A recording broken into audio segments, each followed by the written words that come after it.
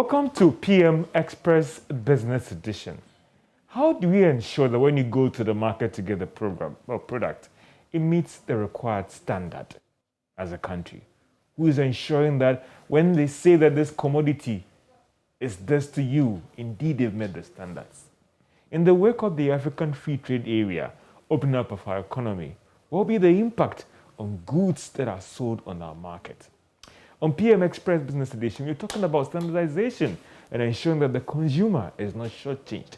All these things wrapped up with the Director General of the Standards Authority in Ghana here, Professor Alex Dodo, will be my guest on PM Express as you look at standards in Ghana today. We'll be right back after the break. Hello, my name is Nathaniel Atto. You can catch up with all the fun and inspiration on the Joy Sports link here on Joy 99.7 FM, together with all other shows over and over again. It's very simple. All you need to do is go to myjoyonline.com/podcast and relive all of those fun moments over and over again. Joy 99.7 FM, your radio for discerning listeners. Joy 99.7.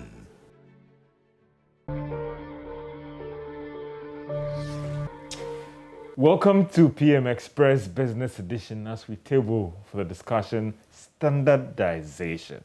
And I know that's a topic that is on the heart of many people. When you say that you want that alonka of rice or gari, how do you ensure that indeed you are taking that alonka home? When it comes to standardization in production across from A to Z, who is ensuring that the companies out there are doing the right thing? In the wake of the African Free Trade Area, how do we also ensure that as we open our borders, we do not sacrifice anything when it comes to putting the standards up there? And ISO standards 2000, I'll be getting that clarity when you talk about all those standards 2003, 994, 2019, 2021. My guest for PM Express is Professor Alex Dodo, who's the Director General of the Ghana Standards Authority, and also another cap that he'll be wearing. He's a clinical pharmacologist. He'll be telling me what does that mean, and all those things. Prof, I thank you and I appreciate your time so much for joining us.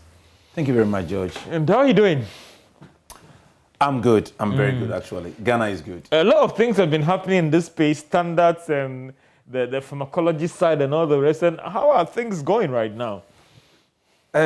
George, I mean, on your behalf and on behalf of, obviously, my organization, first we say good evening to your viewers. And if it's on air, your listeners as well, that's those who are listening. We are doing good. Next week is World Standards Day. 14th October 20... Well, every 14th October is World Standards Day. And this year, the theme is on standardization and sustainable development. And we are focusing on one thing. And I'm saying that as a precursor to most of what I believe our discussion will be focusing on. One of the things the global community is agreed upon is that there can be no sustainable development if there is no shared prosperity. I mean, the Gamma will say Mokosani and Mokosandi. Yeah.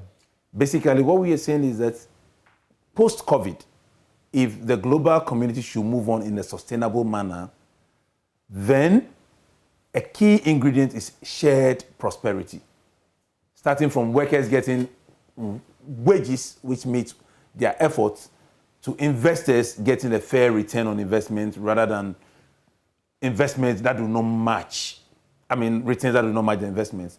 So coming to our topic, I would love the next hour to focus on how do we create wealth for our country, Ghana. How do we use standards as tools for wealth creation? And of course, wealth creation means job creation. Wealth creation means opening doors, meaning creating opportunities. Yes, vaccines, drugs, therapeutics, hand washing basins, light, and so on and so forth, they will all come in.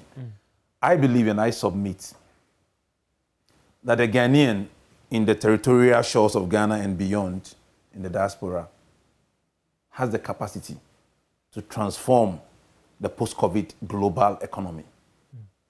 Both with our brains, with our hard work, and with our unquestioned discipline when the environment so demands. So I'm excited to be here. I want to thank you very much, but I think Ghana is going places. And It's good you've spoken about COVID, because what I also wanted to ask from you is that how have things been like in terms of, we've not gotten out of COVID. During COVID, has things changed when it comes to standardization? Or listen, it has always been 1 + 1 is 2, and therefore whether COVID or no COVID, things haven't changed in terms of the requirement. I mean, I asked this question because of what happened during the vaccine trials and all the rest, when WHO had to vary not very standard, but vary certain requirements and all those things. Does it also appear, appear to us locally in terms of coming to when you have to approve certain things? Or listen, it is still 1 + 1 is 2 equation, A + B + C. So this is how it is. okay, George, I mean, this is PM Express, and I know the viewership is very powerful. Let's have a family conversation, even though we are global. In the era of COVID, the global community said, look, even though vaccines are traditionally supposed to prevent infection, in this time, if it reduces severe disease, we are happy with it. And a priori, upfront, it was agreed, and thank God we got vaccines with remarkable impacts on health and healing and the opening up of our economies. Now, a lesser head story, but in terms of lives, even bigger, is that somewhere in the 80s and early 90s, Ghana, specifically the Kintampo Health Research Center with Professor Usweje, KP Asante, Fred Binka and co., Ghana was the first country which put malaria vaccine into human beings. Yesterday, as in 6 October 2020, in the year of our Lord, the World Health Organization said malaria vaccines should be used globally. Yeah. Yes, this vaccine was given a positive opinion by the European Union. But they said, oh, we need to be sure that this can work in all sorts. Ghana stood up. I remember the health minister in May 2019 saying that we would do the field implementation trials. Then Kenya came on board, and then Malawi. I was fortunate enough to be the co-chair for the Global Vaccine Safety Panel for the malaria vaccine implementation program. And thankfully, less than 3 years down the line, we have reached a stage where we are saying that vaccine saves lives. Malaria vaccines will save lives. But it was, quote unquote, made in Ghana, as in the first human being who got it was in Ghana, in Kintampo, in the Bono East. Yeah. Now the regions have changed. Bono East region. Yes, it's in the Bono East region. So I think the point I want to make is that as a republic, we don't have the men and women able to transform global discussions and issues. What are we making of them? How are we using them? How are we exploiting their creative potential to move our country forward? At the GSA, in the era of COVID, what I said is this: the whole world has moved into 2 words: pragmatism and agility. You must be pragmatic, practical. You need a hammer, you can't get a hammer. I was going to ask you, break those things down for me, please. For a gamma, I shouldn't be speaking big English. Those big English, sorry. we felt that when you meet problems, you got to ask yourself, forget about the big English and say, okay, this is Ghana, we have a situation. We need water to run to people's houses. We have a container called Veronica Bucket. How do we purpose it? How do we use it? Because a lot of the time, our discourse is too much of big English that the people we need to carry along get lost in highfalutin words, and then they feel like, Master, where the head also. But take it, believe it or not, the creative potential of this country always comes from the middle level and lower level people. We, the academics, put their intelligence together, write a nice paper, get a professorship, and talk big. But it comes from them because they are the users. They are the mass market. I mean, when you are in sales, you deal with fast-moving consumer goods because the mass market might be $1, but trust me, it gives you billions. The high-end Michelin star restaurants are for the few, want to be pampered at night and stuff like that. So Ghana has proven, and I can list the innovations that have come in the COVID era and that are continuing. What is now required is that whether it's Standards Authority, Food and Drugs Authority, any agency involved, because when it comes to vaccine, the leading agency would always be the Food and Drugs Authority.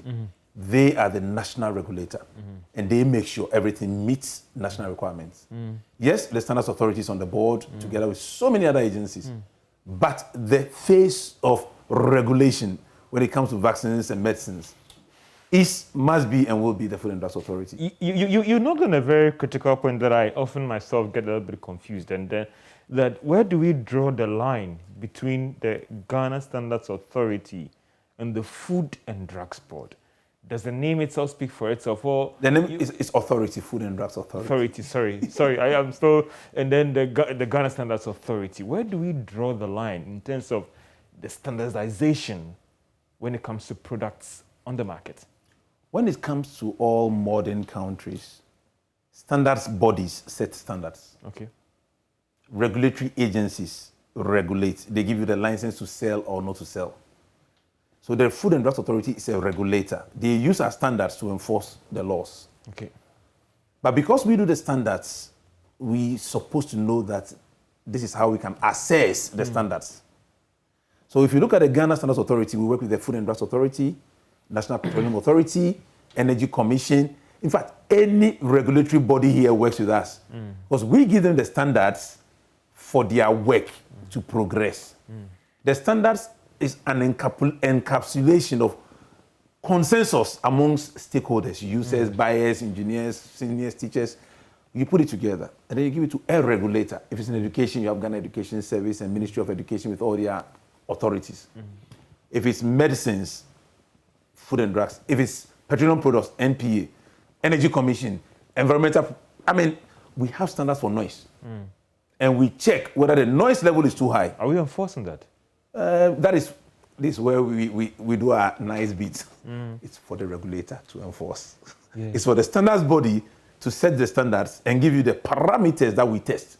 So I can tell you that this phone is iPhone 10 because I've tested it and you see GSA mark on it. However, regulators don't just look at the quality. They look for other parameters, including what is called necessary and or desirable. In several countries, you may say, yeah, this is good, but do we need it here? Would it not shift our economy somewhere? Should we have it here? So if you notice, standards bodies work with industry to create new products. But the Republic of Ghana needs to decide what is regulated to be sold in our shores.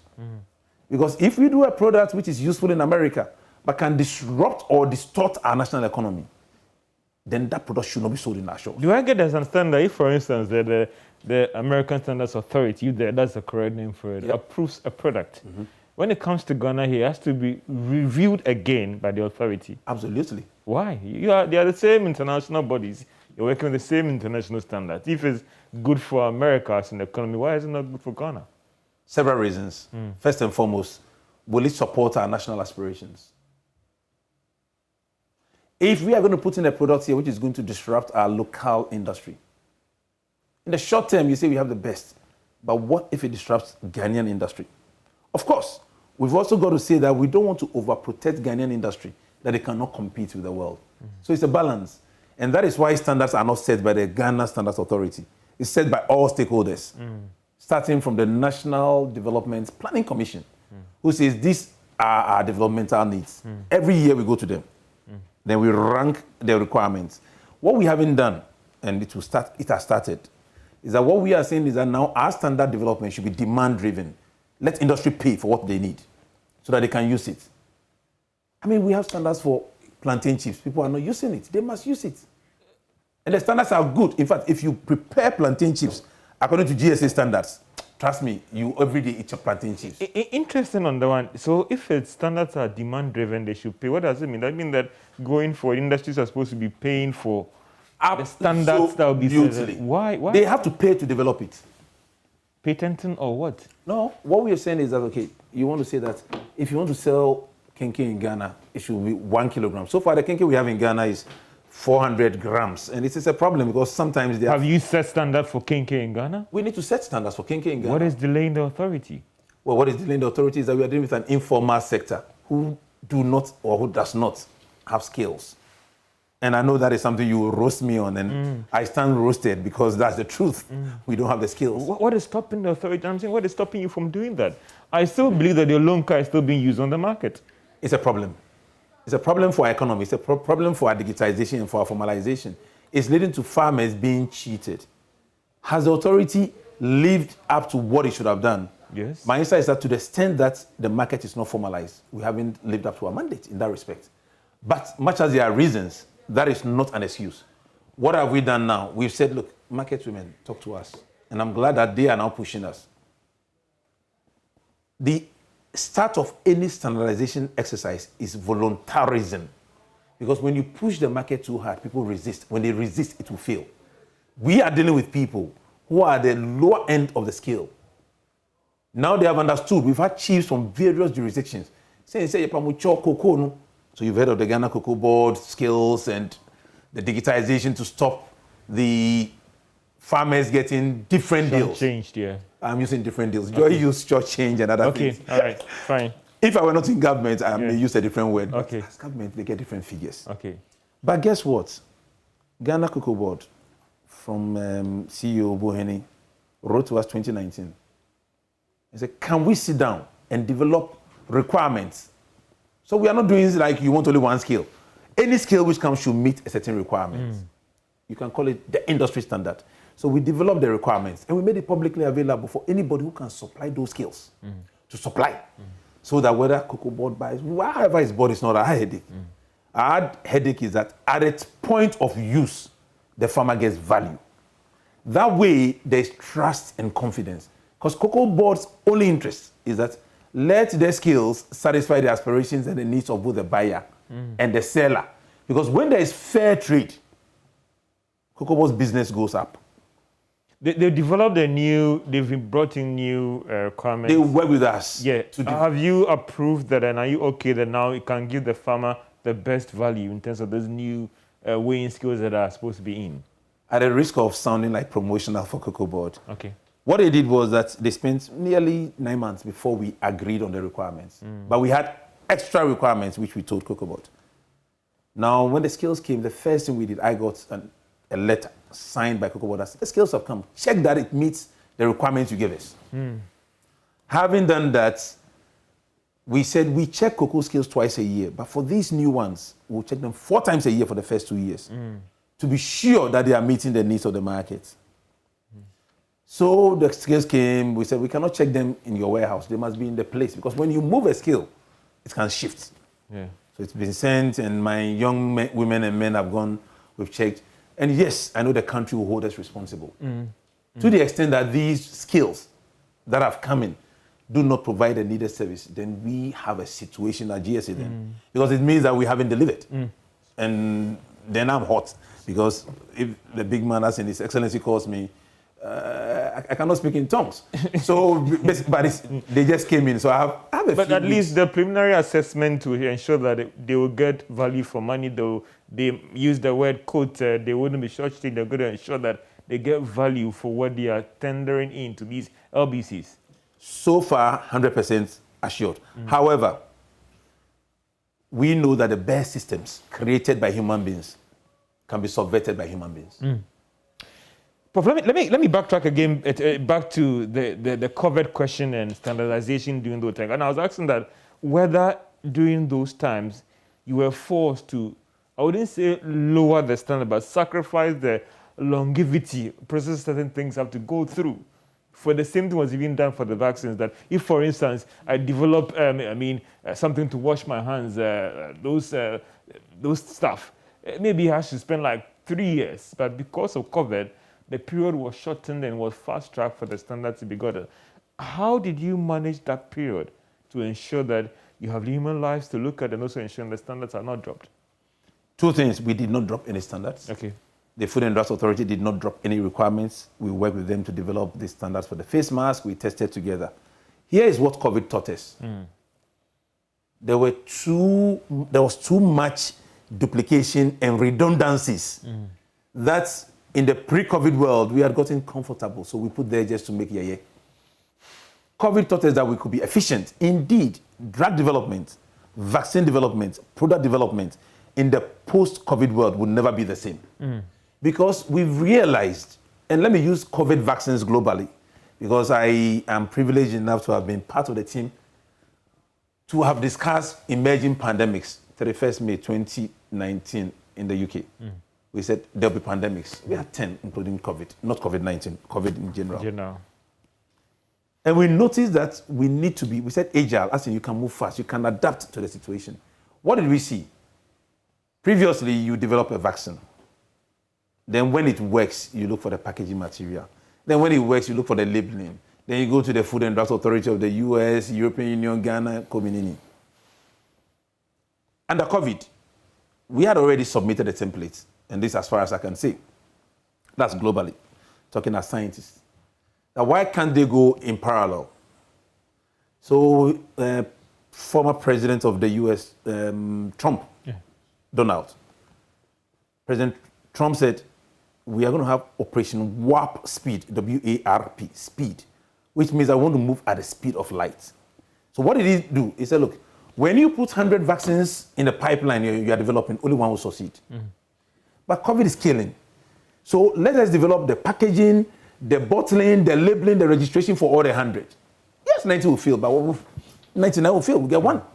And that is what led to the speed. So we were not looking for the best bride to take to the wedding. We prepared all the brides to meet all the grooms, to increase our chances of a successful matchmaking. Now you ask, why were we not doing that previously? Because at the end of the day, yes, it cost, what speed cost is it? It was 10.6 billion. In the end, it was $12 billion. But think of the life saved globally.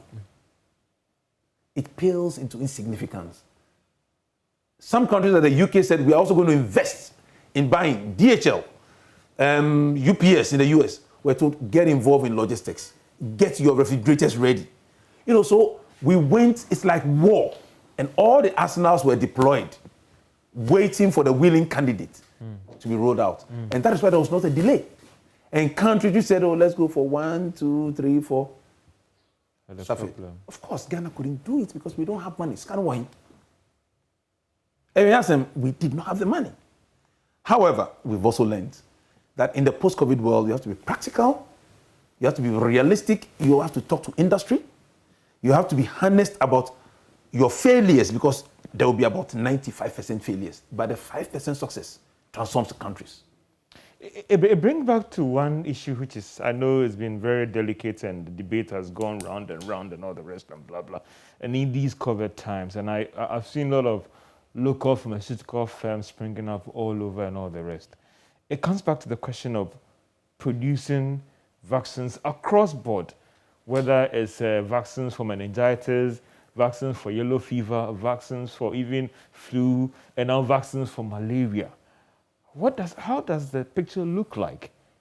I mean, putting on your cap as a pharmacologist and also a standards person. Well, I also speak as a, I hope nobody kills me, but as a fan of the president, because let's face it, His Excellency President Nana Dankwa Akufo-Addo did one thing nobody has done in my professional life. He went forward and said, I'll take any bullets, but we will manufacture vaccines.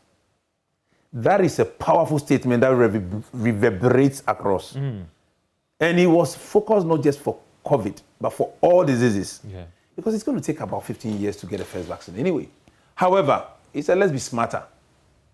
There are aspects of the chain that we can bring so that we have products for sale. Just like we are doing for vehicles. So President Professor Frimpong Boateng is chairing, Professor William Ampofo is on the committee, Professor Dodo, a Standards Authority, then FDA, which is the main agency, is on it, and several other agencies, including the Ministry of Trade. So he literally, in our history, has been the only leader who has just gone to the front and said, hold me out. I'm willing to drive this. And before the end of this year, hopefully there will be announcements coming from the big house on Ghana's plans. Now, why did I say that? I mean, I'm the biggest fan because, you know, it carries huge political risk. Because vaccine manufacturing always has problems. It's something and I'll be very careful with my choice of words, that it's a mafia world. I stand to be educated. It's a political minefield. So when a leader steps out, first and foremost, we, the whole population, should applaud him. Because He has taken the view that I know my people, I know they are good, I know they can do it. But I know there are things that are discussed not on press conferences or on TV programs. I will do the needful. Obviously, I don't know how far he has gone. The only thing anybody will tell you is that he's gone very far. How is he looking for in Ghana? Vaccines across board, not... Yes, I'll break it down into simple terms. We were the first country to put malaria vaccine into human beings. That means we had a regulatory framework, our Food and Drugs Authority. That means we had a scientist, the Kintampo Health Research Center of the Ghana Health Service. Then the University of Health and Allied Sciences, Tech, Legon, all of us were carrying aspects of that baby. That means that we had an infrastructure. And we're the first country to tell the whole world that we will do the field trials. You know, it's easy sometimes to sit back and say, it's not. But for the Minister for Health to say that we are going to give you 2 districts, try it. Because the malaria vaccine is not without side effects. But the engagement, and thanks to Ebola, we learned a lot from our Ebola drama, where some of us were sent to Parliament and had a nice discussion with that. We can have all the facts, but if you don't engage the lawmakers, if you don't engage the country, if you don't engage the media. And last week, there was a discussion with the media on COVID, stakeholder consultation. The questions were varied because you have to accept that the taxpayer is the owner of Ghana. Ghana PLC is owned by every taxpayer, in fact, every citizen.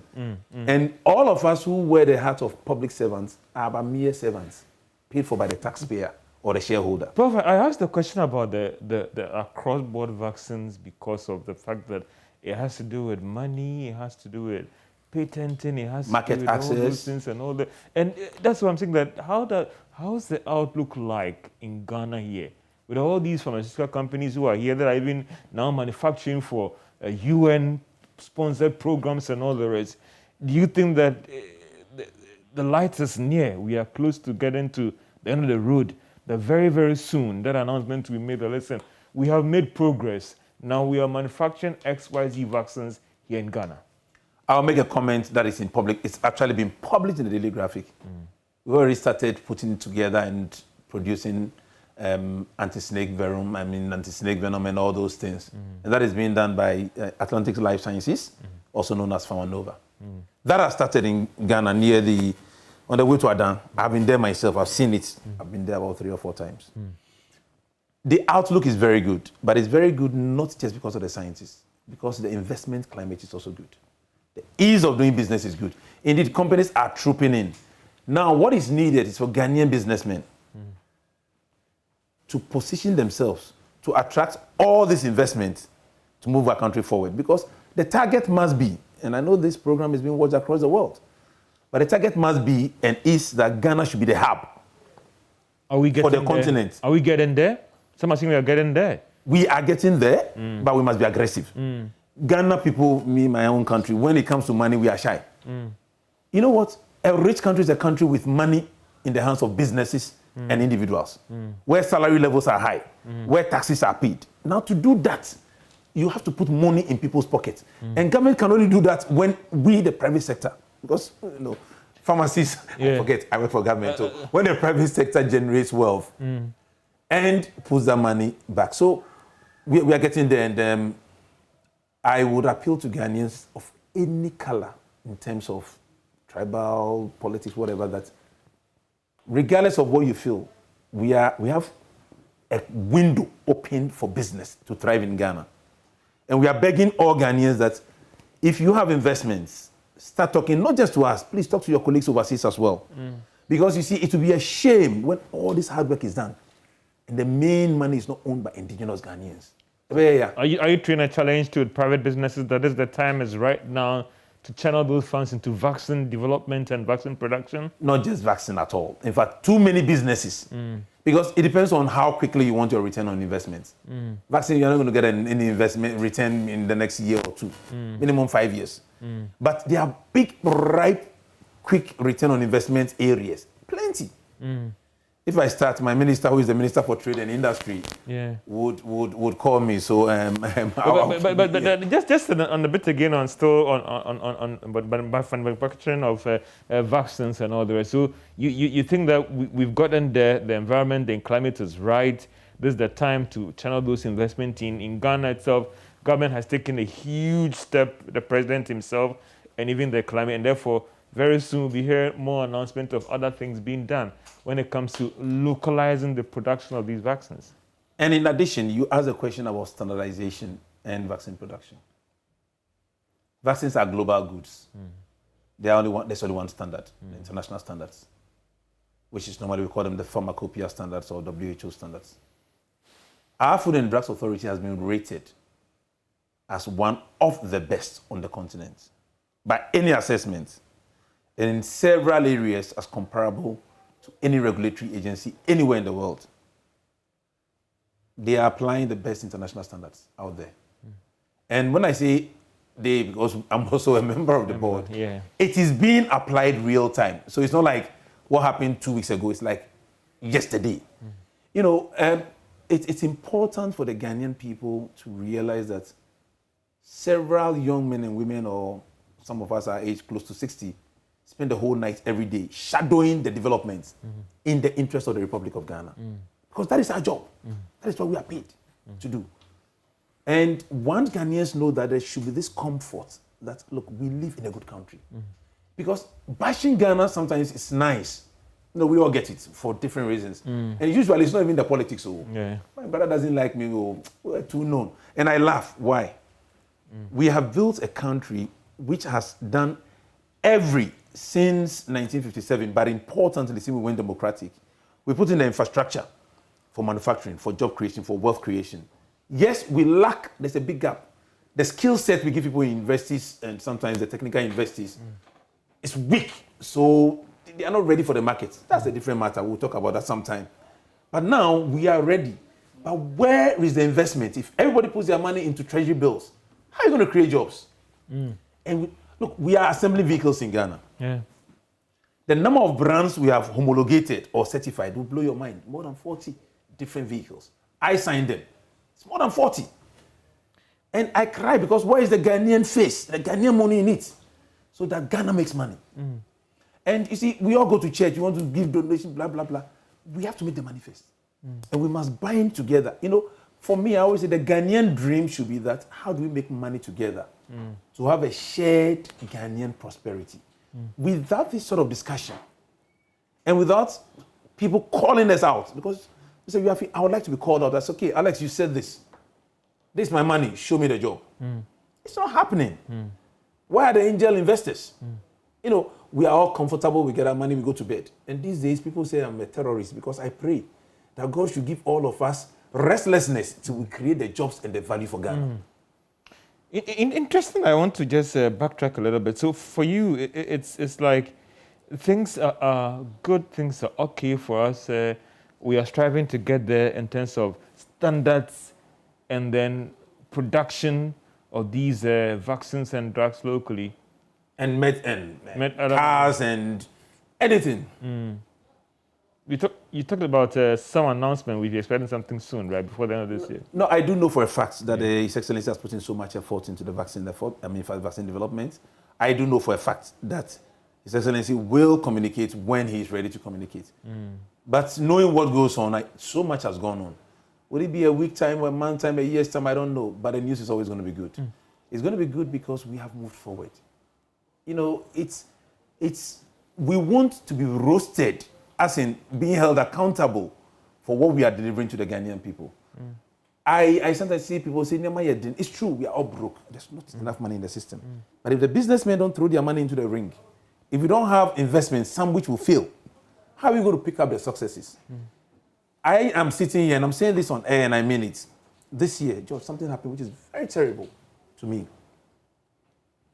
Students are going to be home, some for 3 months, 6 months, and everybody says there's no place for internship.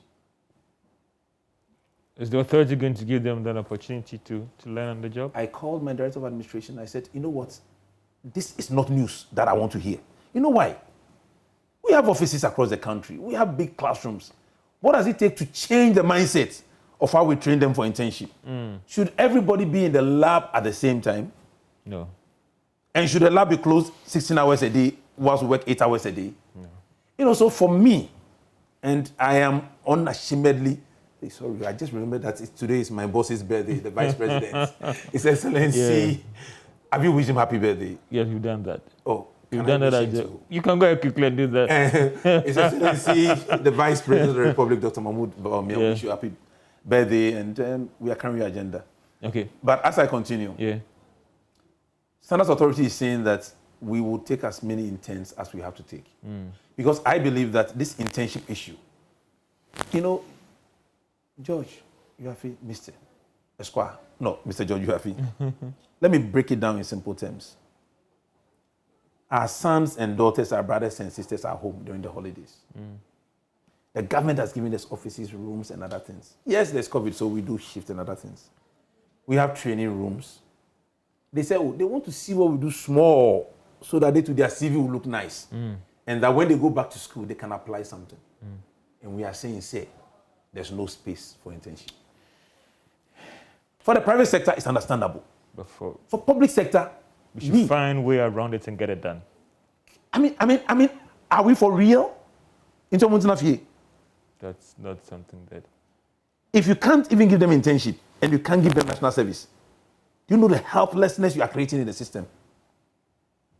So my take is that let's stop this sort of...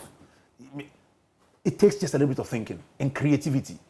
24 hours a day is 24 hours a day for human beings to solve our problems. You see, me only say, Ghana's problems are created by Ghanaians. Ghanaians don't want to sit back and say, look, okay, we have a situation. This is my son, even if it's not my biological son or daughter. Prof, let me ask you the question about the standardization for the other products and goods on Today the market. Today you're going to kill me on standardization. Yes, because I'm asking myself that I still struggle that as of now, we are still doing Olonka.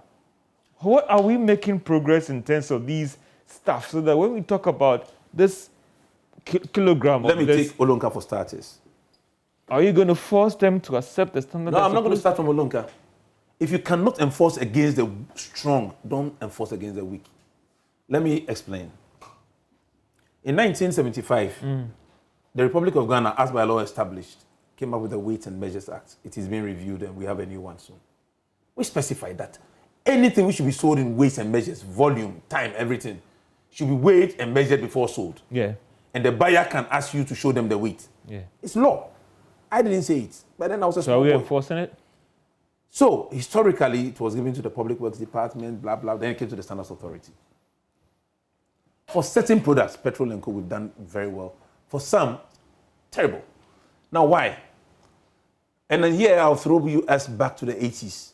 The 31st December Women's Movement wisely and correctly identified that if we give skills to market women, it will help. And there was funding. But the uptake had a few challenges from we, the bureaucrats. Sorry. Under President Kufuor, a lot was also done, similarly. So when I took office, I said, okay, there are two issues happening. There is a law that you can enforce, but there's something called anthropology, big word. Human beings and how they behave and how you get them to change. Initially, it was a challenge. Then I called all my business development team. Said, go to the market and let's do the Kenke challenge. As we sit here today, from March till yesterday, I've gone, when I say I, not Alex Dodo, but my team. Standard Authority, yeah. We bought maize, rice, tomatoes, onions from all the 16 regions of Ghana. Yeah. To look at their quality pesticides, to look at their weights and what you pay per dollar, per CD, to shock you. Basically, some regions, you can get anything you want to 1 CD. Some regions, you cry. So when I saw the data, I said, okay, this is powerful because it also defines why we are poor in some areas and we are unfairly rich in other areas. So how are we correcting it? But I will share that data. How are you correcting it? Well, I just had the data and what all of us do as scientists. I will not publish a paper, I promise you. I'll publish the paper later. So what are we doing to make sure that this thing is corrected? Pre-Christmas, we are going to come and meet Ghanaians and tell them this is what we are doing. We want to introduce skills, but if we enforce rigorously, the very people we want to save will not be saved. However... So you're not going to enforce it, Prof? We will enforce. Now let me tell you where the sweet spot is, because I look for sweet spots. We noticed that across Ghana in all the markets, Olonka of Gari will vary between 1.9 kilograms to about 2.1 kilograms. Yeah. So 1,900 grams to 2,100 grams, Olonka roughly. Yeah. And currently the price is about 11 cities, 12 cities, based on which market you buy it. Me, I buy from Salaga Market. It can go to 13 cities, but if you know the woman, so when we did that survey, we noticed that, okay, what about the supermarkets? It's packaged in just one plastic bag, which doesn't cost 2 pesos in 1 kilos. And guess how much is sold? 15 cities, 12 cities. So if the woman in the market can even package the lonka in 1 kilogram and get a weight right and even sell it for 8, for 2, she gets 16 cities, which is at least another 4 cities more than 12 cities. 4 over 12 times 100 is another 33% increase in their margins. That is wealth in their pockets. And we need to now find a way of explaining to her, say, we are helping you. When they see it, the uptake will start going up. But if you go forcing them, you're going to put a poor person in a poorer state. And let's face it, the officers you send now rather will become the rich men. But Prof, I get you. There's a moral argument to be made, but also there's a law argument to be made that the law says this, and therefore let's ensure that it's applied across board. I'll quote, I don't know whether I even have his permission, but I'll quote him. Senior Minister, Honorable Safumapo said something. He said, this country, we talk. But when we agree at a decision, we follow it. I don't want to bring any industry, including the media, but let's face it. For all sorts of reasons, we all agreed that we were doing different things. But now you can see the environment. People say, oh, multimedia has been holding us to account too much. I say, it's good. The more we are held to account, the more we hold others to account. Am I saying that we have done a good job? No. Not in terms of weight and measure. So after all the engagements and all those things, other things being equal, when are we going to start the process of enforcing this? There are 2 ways of looking at it. You can say that if you don't force, you have failed. Yeah. And that is, you are looking at it as a destination. Before Christmas? Before Christmas, we declared the year 2021 as a year of enforcement. So you're going to start enforcing it very soon? In fact, let me announce here. We did say that you will see quality police on the streets of Ghana. And you will. Because Parliament agreed in the last Parliament. And that was on the 4th of, I only remember because 4th of February is a special day to me. On the 4th of February 2020, that we should be given the powers to prosecute. Like in other jurisdictions. So you're going to do that? Absolutely. And so that will start before Christmas, some enforcement will start on weights and measures. Read my lips. Absolutely, God willing. It'll be a good time to take a short break and be right back as we engage the Director General of the Ghana Standards Authority, Professor Alex Dodu. Everything standards in Ghana. And as we open up our economy to AFCFTA, how do we impact on the economy? And also all productions in the area of drugs from A to Z. We'll be back after this break. Hello, I'm Dori Nando. You can catch up with all the fun on the Cosmopolitan Mix and on all our shows via podcast. Just go to My Joy Online podcast and search for your favorite show and relive those moments all over again. Only on Joy 99.7 FM, radio for discerning listeners. Super Hits Radio. Joy 99.7.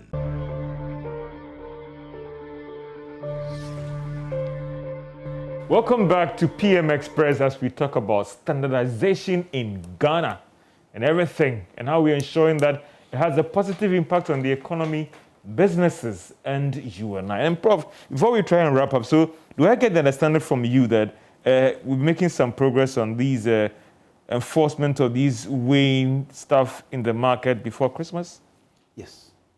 Yes, but it's not going to be across board purely because we don't even have the skills to give to the market women. And that is an opportunity for those who want to fabricate. And that's a different topic because how many people do we have in Ghana who understand what we call precision and fabrication or precision? So it's more the process will start before Christmas in terms of enforcement. It has actually already started. Yeah. We have given the evidence that if we do standardize these things, the market woman or market man is going to make 50% more profit, at least. That's the convincing bit you have to do because there are some out there who still think that by going with the standards, quote, they will be shortchanged or they will be losing as a business. Exactly. I mean, our point is this. If we do not prove value to businesses, to individuals, they are not going to adopt anything we show. I mean, the whole business of what we are doing is that we always say that standards are the language of trade. Because the buyer and the seller know what they are buying and what they are selling. And once there's fair trade, trade improves.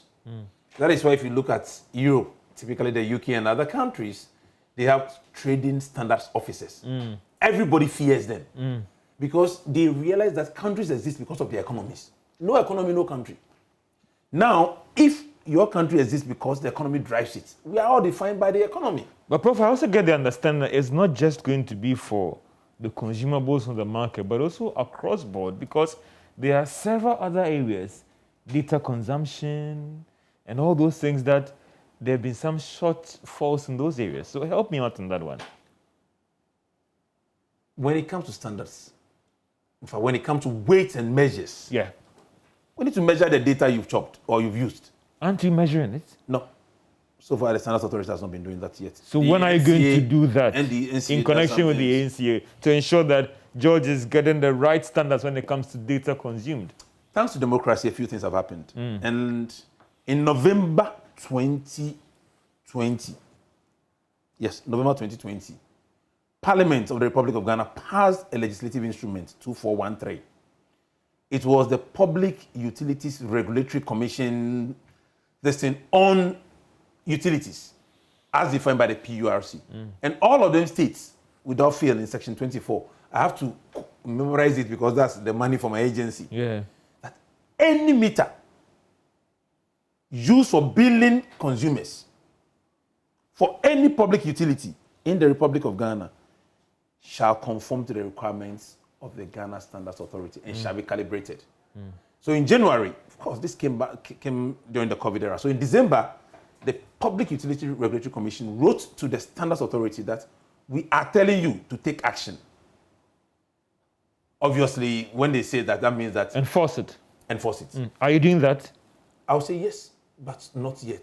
Why? To enforce it, you inform all the utilities, NEDCO. So we've had discussions. As I speak to you, Ghana Water has come. Then the next phase is to inform consumers that if your meter doesn't have this, because when you make a law, it takes on average minimum of 24 months before it's fully operational. Purely because, yes, the law says it. You don't go buga buga if you don't have it. Then that one, the overnight job, you don't so. What has been the problem in the past? Since I think that it's a work in progress. There was no law. Enforcing, There was no law. In enforcing some of these, is it about the prosecutorial powers or getting the security agencies to back you? Or what was the problem in the past? History. That appears you are working to correct those things. History and evolution. As a country, whenever we've tried this law, 75 law for weights and measures, it came within a short time. We were doing June 4th and so on and so forth. And June 4th came with shortages. People cannot get water to drink. You are going to check the quality of the water. They'll kill you. And then we went through our dancing. Then we had to open the borders to let everything come. Then now we see that there's a problem. But now, where are we now? Development terms, we've reached a place where we are getting, or we are a middle income country. Whether we like it or not, regardless of anything, we now need to move with robust laws. Because investors are looking at Ghana as one of the best destinations on the continent.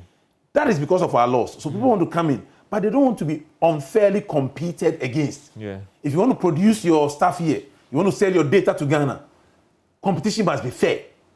So now, whether we like it or yes, whether we like it or yes, not no, whether we like it or yes, we have to do it. And it's nice when now it's being demanded by industry. Because we have no choice. For Ghana to remain competitive and to go to the next level of upper middle income where people are wealthy, laws will work. You can't jump red lights and just get away with it. There are a lot of automobiles that are coming here to set up. Are we having a different standard for them, or what is the standard for them? I can't mention the big country, but one big country is complaining that our standards are too high. Why? Yeah, So you set the bar, and now these automobiles, some of them are complaining. And how many of them have you, sorry to cut you, have you, not the names, but have you given the approval for them to start production there in Ghana? I was trying to, if you give me the permission, I'll read it because I was trying to memorize. But Yeah, Charlie, not the names, but even the number that you I would approved. give you the numbers just quickly because we've done so much in the automobile sector as a country. In terms of assembling or producing these cars In locally. fact, what we've done is that this whole business, government approved on the 14th of August, I'm looking at the time, the new policy. And the Standards Authority has given the standards. We've homologated vehicles. We are surveying both. So far, we have standards for passenger cars, SUVs, four-wheel V8, minibuses, cargo vans, and pickups. We don't have for tractors and other things. And we are looking at reflectors, glazing, seat belts, seats, brakes, tires. horn, pom pom pom, devices for mirrors, noise. But let me tell you the numbers. I won't mention the names of the company. So far, we have, you know very well, the big brands, Toyota, VW, Nissan being here. And for them in total, we've given about 50, just under 50 individual units approved. That means that they have Ghana standards. One thing which is coming, and time won't let me say it, is that government demands that every vehicle coming to Ghana now has what we call whole vehicle marking. You know what that means? If someone steals your car and chops it into 100,000 pieces, and you bring it to me and I put it under the microscope, I'll say, oh, this is this car number, because the vehicle identification number will be sprayed 10,000 times over the vehicle. So you can't steal it. Transparent. It's Or not will be hidden. You won't know. So that's something again is being enforced. I'll give it to Ghana Police. I almost said Koti. I'll give it to Ghana Police. Ghana Police will say, hey, this part is from Alex Dodu's car. You're in trouble. Future standardization in just 30 seconds, a minute. The future is bright. Ghana is ready for business. We need businessmen to start talking money. Vaccines. Ghana is good. All is well. The future is good for us. The president is leading. Some major announcements will be made very soon. I can't say very soon, but the president will talk and we will listen. Prof, I thank you so much for your time. The discussion will continue.